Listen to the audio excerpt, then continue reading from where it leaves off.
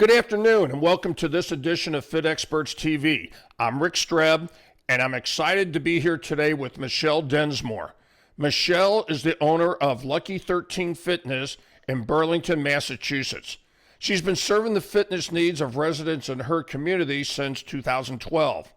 Michelle owns and operates a boutique personal training studio catering to busy professionals and parents who want to look better, feel better, and have more energy in order to live their life to the fullest.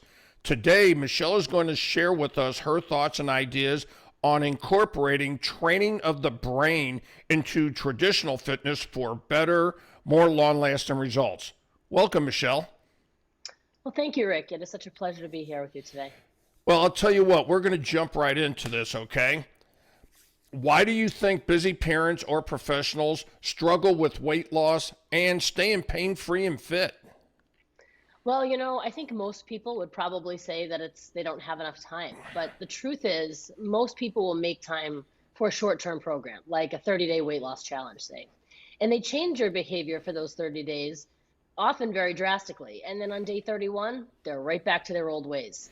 And those results go away. So this is known as what you've probably heard as a yo-yo. And some people spend decades on this frustrating up and down cycle.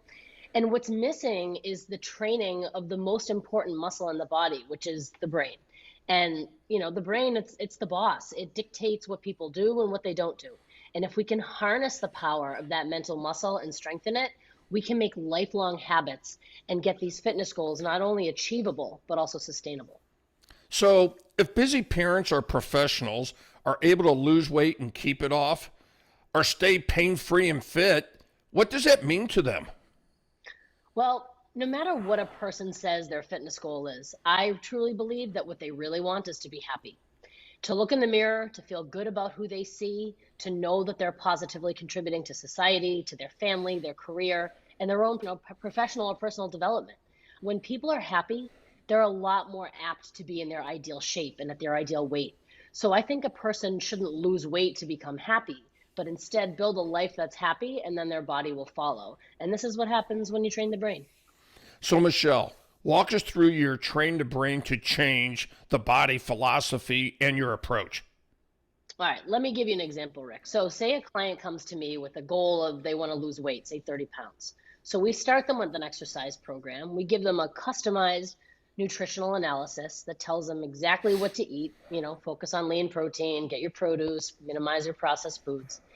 If we stop there, which is what 99% of the fitness industry does, this may yield some short-term success. But where the train the brain approach makes a world of difference is where we learn through coaching on phone calls, text messages, check-ins, that this person struggles with emotional eating, for example. They probably know that a bag of Doritos or a pint of ice cream isn't really a great nutritional choice, and they should be eating fruit or vegetables instead. But this isn't a knowledge issue. It's an emotional and a mental struggle. So many times people know what they have to do, but they're not doing it. And the disconnect is usually related to something like self-esteem or limiting beliefs, a negative narrative, so to speak. So back to the example I gave you. The person who struggles with that emotional eating might be able to follow a nutritional plan for a while, up until they experience some stressor or struggle or trigger, and then they automatically revert back to their emotional eating, even if they know that it's not part of what they should do for their plan. And then this leads to feelings of failure and not feeling good enough to succeed, which only exacerbates their emotional eating. So in the traditional fitness world, this person would start and stop programs always having the same struggle and each time feeling worse and worse about themselves. We place huge focus on addressing the emotional and mental struggles head on via our coaching, because only when you work through these issues can a person really make long-lasting change with their physical bodies. So we believe that addressing the stuff that goes on between their ears is just as important as getting somebody started on a good training plan or nutrition plan. So that sounds like a really detailed approach you take. How challenging is it for busy parents or professionals to train the brain, strengthen their mental muscle, and see results physically? Well, believe it or not, it's often easier than doing things the traditional way. Because we focus on coaching and learning about the struggles of each individual, we quickly learn what the true obstacles are that they're facing. And we get to work right away on training their brain to overcome these obstacles. Now, I'll be honest, in order for this to work, a person has to be coachable. And by that, I mean they need to be willing to have tough conversations, to do some self reflection, to dig deeper than the surface and face some things about themselves that they might not prefer to do. But when someone's coachable and they're willing to do the work, this method and this approach transforms their life inside and out. They become more willing to do the training and the nutrition because they're finally taking ownership over all aspects of their life, building self-confidence and a more positive narrative of who they are, and it inspires them to do even more. So, how soon will busy parents or busy professionals start to see results with your approach? We have this wonderful thing that we do with all of our clients where we ask them on day 30, when the time has been with us, what they've noticed in terms of their results or their wins. And there are always some really excellent answers. So losing pounds, sleeping better, less anxiety, feeling more confident in the gym, more consistent energy, less pain or no pain at all, able to resume, XYZ activity that they've been not able to do for a while, and many more. So yeah, I'd say about the 30-day mark is a nice place to really start examining successes. But as a habit, we start talking about wins on day one. In fact, anytime I do a coaching call with anybody, we always talk about listing a win, even the small ones. So learning to look for the wins is a form of training the brain in and of itself. So, what are 2 or 3 things that busy parents or professionals need to know if they want to lose weight and keep it off or staying pain free and fit? Well, number one, it's far better to do simple daily things, like really, really simple, and become 1% better every day than try to make some huge, enormous effort to improve by 50% in a week. And slow and steady progress is definitely the way to go. Secondly, I'd say they shouldn't take the journey alone. Nobody achieves true success alone. Everybody has a supporting cast or a team behind them and next to them, and nobody should feel like they have to learn it all or figure it all out by themselves. And asking for help, support, and guidance, those are all good things. There's absolutely no shame in it. I mean, I have a tax accountant for my taxes. I have a mechanic to fix my car, a lawyer to write my will, and a financial planner to help me with my retirement. So I think most people feel fine hiring those types of professionals, but there's still a stigma that you have to know it all when it comes to your own fitness, and that's definitely not the case. So, are there any mistakes that you've seen busy parents or professionals make when they try to lose weight and keep it off or try to stay pain free and get fit? Yeah, and absolutely I have. To be honest, I can't blame people. The first mistake would be that they expect too much too fast. Now, I know I just said that results can be seen even within the first month, but when people think they're just going to keep losing 1 to 2 pounds every single week for 2 months and be down 30 to 60 pounds, it's just not realistic. But we live in an instant gratification society where everything is convenient. We can get most things by the click of a button on Amazon. But getting a healthy and ideal body definitely doesn't happen in that way. Secondly, people think they need to suffer in order to succeed, and this could not be further from the truth. It does not have to be a painful sufferfest in order for it to be effective. Not every workout has to leave you crippled and unable to sit on the toilet. It should be enjoyable, and it should contribute to physical health, sure, but it should also positively affect someone's mental health. So it's all about finding what you enjoy and making that movement effective for your goals. And thirdly, people just focus on the exercise and the nutrition, and they completely miss this training the brain piece. But again, I can't blame people for this. The entire fitness industry misses this crucial piece as well. So it's only very recently that I hear the word mindset talked about by fit pros, and I'm really glad to hear it. When people incorporate their mental muscle into their training, when they work to develop the habits of positive thinking, healthy stress management tools, positive narratives, and building other healthy habits, it is an absolute game changer. So, I mean, you try derailing a person who has a healthy sense of self and a positive self-image and an ironclad discipline, they're not going to fall off the wagon when a few things in life just go awry. So, can you share with us a few clients who you've worked with, who have gone through your process, and what the results were? Sure, I'd love to. There's so many, but here's a couple of my favorites. First person that comes to mind is Kayla. She was a client in her 40s, overweight all of her adult life, and she really wanted to lose weight. She had over 50 pounds to lose. And the most powerful part about us working together was discovering that she had a limiting belief that she was unlovable. And that was what was preventing her from ever being successful.